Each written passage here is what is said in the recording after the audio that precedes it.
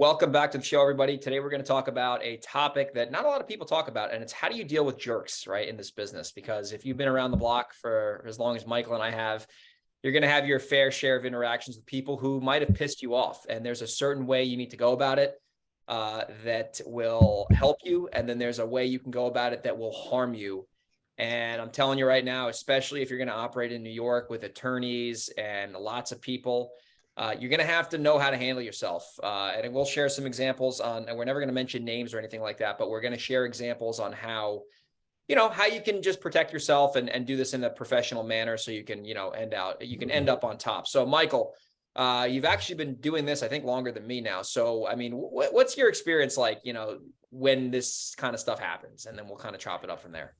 So a lot of different types of jerks that we're talking about here, right? There are competitor jerks, there are buyer jerks, seller jerks, there are attorney jerks. There are a lot of jerks in the business, but I think most of the time you want to avoid engaging with jerks, right? Because you're not going to accomplish anything. You're never going to change anybody's mind. You're not going to turn a jerk into a nice guy. So it really depends on the situation. You had a situation, I remember you played me this thing where the guy was a moron. I think I was a realtor and got so offended that you had called his client. But there's no point in like engaging with people like that most of the time because you're not going to accomplish anything. There was a period in my life a long time ago where I was engaging with people like in political debate, and that was one of the stupidest things I ever did because you're never going to, no one's ever going to say, oh, you're right. It's never going to happen. Ever. So I think at best in our business, we try and avoid engaging with these people as much as possible. Yeah, it's especially when someone's mind's already made up, like it's never going to be, they have to change their mind on their own, right? Or if somebody's just an asshole, like they're going to be an asshole probably forever. Forever. So I'll start off with this. I'll start off with an example. This is out of New York, but it's the same kind of same principle. So this was actually in late 2022. We had a house, we were wholesaling to somebody, and the competitor we were competing with was also obviously working the same lead. So when we went to go put the deal out, I think on our email list, they saw that I didn't put the full address. I don't put the full address in Delaware, but I put like the street name, and he knew that he saw the house. He knew he knew the property, and he ended up going directly to the seller after he saw our email. And he was telling the seller basically like, hey, these guys are ripping you off. Like, I can give you more money, like all this kind of stuff. And the seller called Brett and was freaking out. And then Brett was calling me and he didn't know what to do. And, we were in a little bit of a chaotic scenario for a couple hours. So this is how I handled it. And, I probably would advise this to anyone. I was proud of myself. So instead of screaming, so the old Greg a couple of years ago would have been screaming at the guy, would have been threatening to sue him. I would have been, swearing for no reason. I would have been acting tough, puffing my chest out. So instead of doing that, I isolated the scenario. So step one is you got to isolate. You got to get the facts. So I had to find out who the person was, and I did that through a little bit of research. Second step is you got to find out how to get in touch with them. So Facebook, text message, phone call, email. So I reached out to the person. They ended up getting back to me. And then you have to engage them. So step 3 is engage. So I was like, hey, listen, it sounds like, you reached out to the seller who we have under contract and you're trying to basically torturously interfere with our deal. And he was like, yeah. I said, okay, well, that's not going to work. Like, instead of me yelling at him, I was like, that's not going to work. We're not going to accept that. That's not how we do business. We have a fully binding contract with the homeowner. You do not, to my knowledge. So at this point, I can't fix the seller being pissed, but I can control you not reaching out I can basically control telling you to back off. So I said, listen, I don't want to have any bad blood. I mean, we clearly have bad blood at this point, but I don't want this to get any worse than it already is. I'd like you to just redact any communication from the homeowner and we can just go our separate ways. And he actually was kind of cool about that. He was trying to justify saying he spends a bunch of money in marketing. And I'm like, well, if you do that, you should have other deals to buy, you fucking clown. Like, that's what's going on. We all spent a lot of money on marketing. Yeah. Like, come on, bud. Like, if you're in the game, like, you're doing that. So he was a complete clown. And I'm not going to mention his name, but fucking guy's a loser.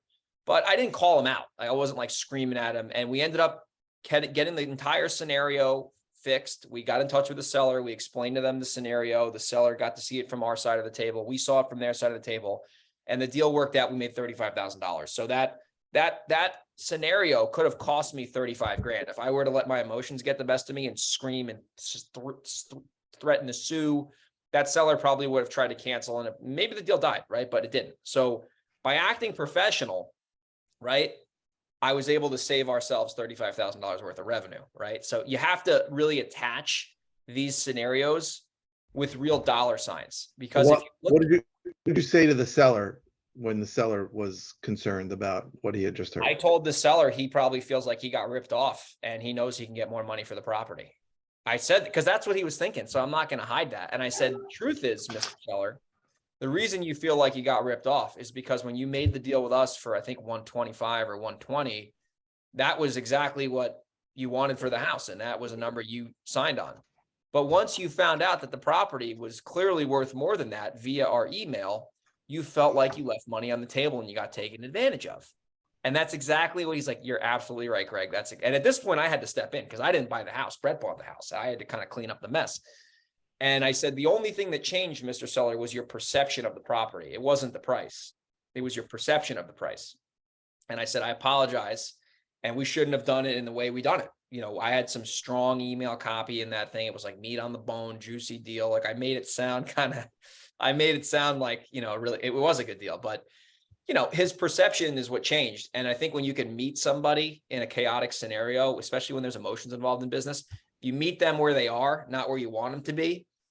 They're going to be a little bit more receptive to hearing you out versus saying, you signed a contract with me, it's binding, I'm going to file all this pendants like that. They don't know what that means. And then they're going to feel even worse. And then they're going to probably get a lawyer if they don't already have one. So you have to handle this stuff. Even though it's an emotional scenario with a transaction getting bad, you have to handle it from a logical lens, or else this deal, it's not going to work out. I can guarantee you that. Right. So, you know, Jocko Willink, the Navy SEAL guy. Yeah.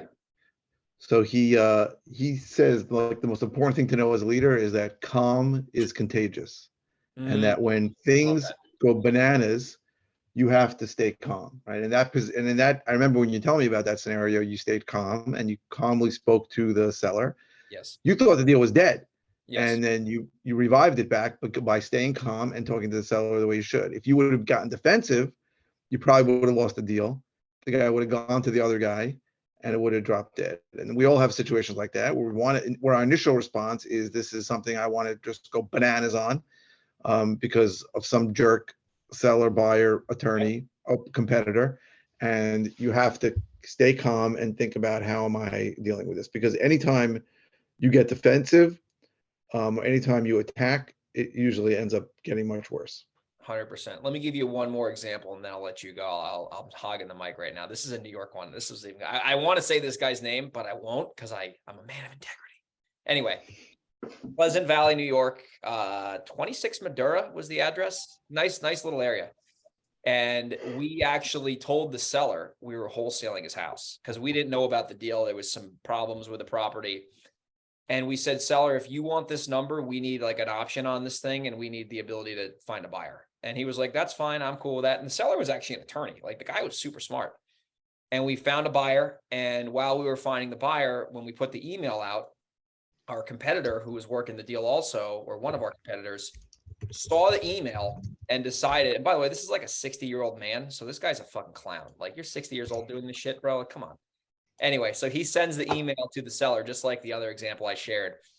And the seller calls me and he was like, hey, I saw my property advertised for sale for like 15 grand more than we agreed. And I'm like, yeah, that's exactly what I told you I was going to do. I need to make a profit. Remember? He's like, oh yeah. I remember that. Yeah, that's cool. No worries. So we ended up, getting the seller to not be, he wasn't even pissed. Like he was like, oh yeah, I remember that. That makes sense. How's it going? I'm like, yeah, we're making progress. So the seller didn't care about that. So now I find out who this guy is. So that I said, who sent you the email? He said, oh, blah, blah, blah, blah, blah, blah. And I said, oh, I know who that is. So I found his website. I'd love to say his name, but I won't. I'm just like teasing everyone here. Called him up, not screaming. Of course he didn't answer because he's a complete chicken. That's right, person, you're a chicken. And he wouldn't get back to me. And I'm just patiently like texting him every like 4 hours. Hey, give me a ring when you can. I know you're busy. Finally get this coward on the phone. And I don't scream. I don't yell. I know where I was. I was driving back to my house. And I'm like, hey, how you doing, man? How's your day going? And, he's kind of like, it's good. And I'm like, so I heard you reached out to, whatever about the property. And he's like, yeah, I'm like, why'd you do that, man? What made you want to do that? We're under contract, And he's like, well, I don't know. I was working the lead. I'm like, well, so are we. And we won it. You lost it. Yeah, I'm like, so clearly, you didn't work the lead hard enough. And this is going on in my head. I'm like, listen, man, I don't want to have bad blood with me. I don't want to have bad blood with you, even though we already do. I said, I just would appreciate you not reaching out to this guy anymore. It's our house. We won the thing fair and square. And, it's all good. Like, don't sweat about it. Just go get another deal if you're doing so much business, Mr. Superstar. And, I didn't say that. I wasn't talking like a jerk Right. off. But you thought that. I see the guy in person. I'll call him a fucking clown. Like, I don't give a fuck. I have nothing to hide. Like, I don't care, not like directly, but I'd be like, oh yeah, I remember that property on 26 Madura, get him a little embarrassed. Anyway, I was professional. I told him, listen, just don't reach out to the seller anymore. Let's not have this happen again. And I wish you the best of luck with everything you do, and hung the phone up. Like, so I didn't scream and freak out with the guy. So once again, I want to make the point of when you have competitors try to steal your deals, and in New York, it's a little harder with the attorneys. Don't freak out on them. Just have an adult conversation, tell them not to interfere with you, and wish them the best of luck and move forward. Because that way, if someone, if the competitor asks about you, I mean, they're probably not going to say great things, but they're not going to be able to say, oh, that guy called me. He was freaking out. He was acting like a Neanderthal. Like, they'll probably just say, yeah, I'm not a big fan of that guy, but I guess he's a straight shooter or whatever. Who cares what they say about you? But if you do the right thing, you don't have to feel like you're screwing anyone over. You don't have to feel like, you're walking on eggshells, if that makes sense. For sure. And, not to, you both your stories were jerk competitors, but there's so many other jerks in our business, right? There are jerk attorneys, jerk sellers that we deal with. I mean, we all deal with them, jerk sellers who want to just jerk us on. I had somebody recently who, he was just jerking my lead manager around. It was like a kid in college or high school or something, and she sort of suspected it, but she had me look at it, and I'm like, I think this is BS. And then the guy got on the phone, and then I realized after 2 sentences, the guy's full of crap, and I'm like, listen. So I could have said, I could have yelled at him. What am I going to accomplish at that point, right? So I just said, listen, you're wasting our time. Don't ever call us again. And the guy was like hurt. He was like hurt.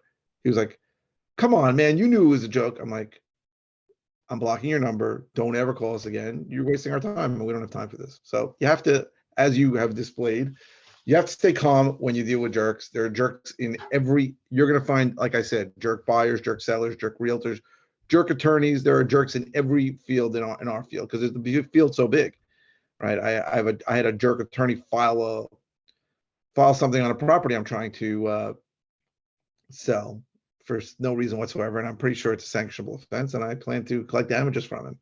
These things happen all the time, right? There are, you want to just surround yourself with the people who are good and avoid these jerks as much as possible. But as you said, you got to stay calm, and not our initial reaction in all these cases is to fight back, and we have to overcome that and stay calm. I'm going to just repeat what you said earlier. Calm is contagious. That's the theme of the show here. So Mike, I'm going to bring an example up, and you know exactly what I'm talking about, and it's not the recent one. Remember that property when you were buying the thing from the people's parents, and then the sibling got caught wind of it and they got really pissed? Tell everyone what happened there. So I had an older couple who said that they wanted to sell their house and they needed some place to go. So we helped them find a place she was almost in tears at how great it was. It was a condo on the first floor. She didn't want to go up steps. And we listed the property, and I told her that, we're going to list it at this price. I think it's a good price. And she said, well, maybe you can list it for more. So I listed it for more. And then she immediately called me and goes, you know what, list it for less. So I put it at a price, and I immediately changed the price a little lower. The next day, it was like a nuclear bomb went off with her daughter. Her daughter was under the impression that we were trying to. Wait, list the property? I'm confused. You were going to listing her personal home that you were buying? I did list her property, and I told her I'll pay X, which was a lower price, but I think you can get more, and I'll list it at Okay. X plus $60,000 so to get you the most money. But I listed like an X plus 70, and then I dropped it to X plus 60. The daughter was convinced that this was a whole scam by me to screw her out of this house and buy it for a much cheaper price. Got it. And I told her I'm listing it for what it's fair. And then she would not listen to anything I said. And I couldn't take it anymore. She was incredibly just screaming, you better, just giving me lists of demands nonstop, telling me she's going to take me to the police. I'm like, I don't know what you're talking about. I said, listen, I'm blocking your number. Don't ever call me again. I said, if you ever want to do this to somebody else, you should at least you should at least hear them out. I said, I didn't do anything wrong. I've never imagine doing anything wrong to your mother. And she lost, by the way, the mother lost the properties that she really wanted because the daughter intervened. And I had to block the daughter's number. She called me from like her husband's number. I had to block his number. I had to continue blocking her because I think of 3 or 4 numbers. And I said, I told you, don't ever call me again. What you did was disgusting. I said, you have no excuse for what you did. And I never want to speak to you again. That's what I did. And I just kept texting her that. And then every number, I get another number. Hey, this is her friend. I said, I am blocking this. Like a friend said, I'm calling on behalf of her. I go, I'm blocking this number. I don't want to ever speak to her. Tell your friend she was disgusting. She didn't let me hear it out. What she did was terrible. She hurt her parents, and I have nothing to say to her. And that was it. That was it. And it went on for days. And it gave me such a bad feeling because what she was accusing me of was something I absolutely didn't do. She would never have a conversation with me. She wouldn't get on the phone with me. I said, I'll come to you wherever you are. I said, I'll meet you at a neutral place. I'll meet you in your house. I said, I just want to explain so you understand what's going on here. And she would not do it. And I had to just continue to block every number that she was trying to reach me on because I couldn't listen to it anymore. It was ridiculous. You know why? Because she's like a moth going to a flame with conflict. But when you approach her with a logic, normal thing, she doesn't want to go there because she wants to. I said, I will come. I said, I want to explain myself. I had no intention of doing anything wrong by you, but she saw those few little things, jumped to a conclusion. And I think before I blocked her, I said, in the future, if you ever have a problem with somebody, you should at least give them the chance to hear them out. I go, I'm blocking you. I never want to speak to you again. But she was terrible. But it made me nauseous for like a couple of days. It put me in such a bad state. First of all, to be accused of something like that was gross. And second of all, to never even get a chance to explain why what she was accusing me of wasn't true. It's ridiculous. People are fucking nuts, man. Here's another one. I'll give you another one. This is a good one. This is recent. This is like 2 weeks ago. Got an accepted offer on a nice fix and flip in Goshen. I'm not going to say the address because it's too recent, but the seller, this was interesting because I normally this works for me, not against me. The seller was a doctor. This guy's pretty smart, but his house was a disaster to say the least. And like I met the guy, like I met him at his house and everything, and seemed like a little odd, but whatever. And he took my offer. There was some competition, and I said, all right, so the next steps are we're gonna have to get this in contract via the attorneys. Said, what's your attorney's name? I'll have my attorney reach out and get a PSA, purchase and sales agreement. And he goes, I don't have an attorney. I said, oh, okay. This happens a lot. I said, I can refer you an attorney or you can use one of your choice, whatever you want to do. He's like, okay, you can refer me an attorney. So I send her an attorney's information and I'm like, yeah, give her a shout today and then we'll touch base later and we'll get all the details worked out. So he never calls me back that day. So I call him right before the end of the day. And I'm like, hey, I texted him, hey, did you reach out to the attorney? And he ghosts me. So I'm like, maybe he's busy, whatever. And he's like, this guy's like dead set. I'm working with me, dead set. And I'm like, whatever. I'll call him again the next day. So I call him the next day and I'm like, hey, just wanted to reach out. He's like, hey, I got some bad news for you. I'm like, oh, what's up? He's like, so I brought this to an attorney that I know and he saw the sales price and he wants me to get a second opinion. And I said, Dan, that's fine. I said, that's totally fine. I said, but here's the deal. Didn't you just agree to the number and you said it was perfectly okay? And he's like, yeah. I said, so it sounds like your attorney's just trying to talk you off the ledge because he feels like you're selling the property for way too little. He's like, that's exactly what's going on. I said, listen, do what you got to do. It's all good. We buy enough property. I didn't tell him about it. In my head, I'm like, we buy enough deals. It is what it is. What am I going to cry over spilt milk? So he gets a realtor involved. The realtor is like, oh, this is a major fixer, but I think I can get you more money for this thing. So he meets like some private buyer who I don't know at the property. The guy offers like 20 grand more than my offer, which I would have happily paid, wasn't going to, be excited about it, but it still made sense. So last week, we finally got back on the phone. He's like, hey, I'm selling it for 290. And I'm like, oh, okay. I'm like, I would have paid 290. I'm like, and he's like, yeah, but I wasn't really happy with the fact that you gave me an attorney. And I'm like, well, you said you didn't have an attorney. He's like, I don't know. I just felt like that was a little shady. And I'm like, listen, it's fine. Do whatever you want. I wish you the best of luck. But here's where I made a mistake. I should have asked him in advance for the commitment on him giving me the last look, right? I didn't do that. He probably still would have told me to go fuck myself based on what he just said before. But you're going to have attorneys kill your deal sometimes. We had this happen a couple of years ago on a deal I would have made $100,000 on. The attorney was like, you are out of your marbles if you sell it at this price in It Newburgh. happens. And there's nothing you can do about it. You had You that can't call the attorney and say, hey, why are you advising your client not to buy? Yeah. I mean, it's not going to work. So it happens. Like I said, in every facet of what you do. You have jerk contractors too. I've had jerk contractors. That's a whole nother episode. Yeah, I mean, yeah. A funny story on that. I had a contractor one. Like I train, like if I'm working with a new contractor, I like make them jump through hoops. So like, I'm like, okay, go to the property, walk around, give me an estimate, send me an email by 9 o'clock with your budget. If they don't do that, like they're already ruled out. Like, cause that means they can't. I imagine most don't do that.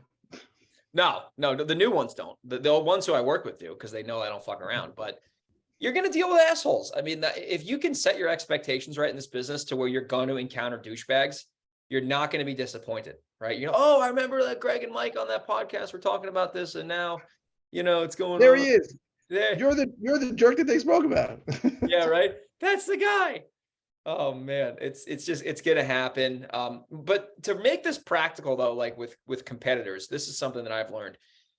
You know, our markets are not oversaturated, but there's definitely people in the market looking to go after the same properties you're trying to get under contract. So what I've found to do is if you can align with your competitors, especially if you both know you're working the same lead and you guys want to like partner up on it. I mean, that's worked very well for us. When you know if there's one buyer and you know that you're both talking to the same seller and you guys have a good relationship, I'd rather split a deal with somebody than have to have both of us overbid ourselves and then the deal doesn't make sense for anybody. Absolutely. I've done that a few times. It definitely helps. It definitely helps. But not when the jerk competitors put list pendants on your properties, but I guess we don't have to go there. No. Anyway, I hope people got value from this episode. If they did, if they can leave us a review on the web, on iTunes, and share the show on social media, that's how we keep growing this thing. If you're in New York and you want to do deals with Michael and I, reach out to us on social media, and we'd be happy to partner up with you on your next deal. And I hope everybody enjoyed the episode, and we'll talk to you on the next one.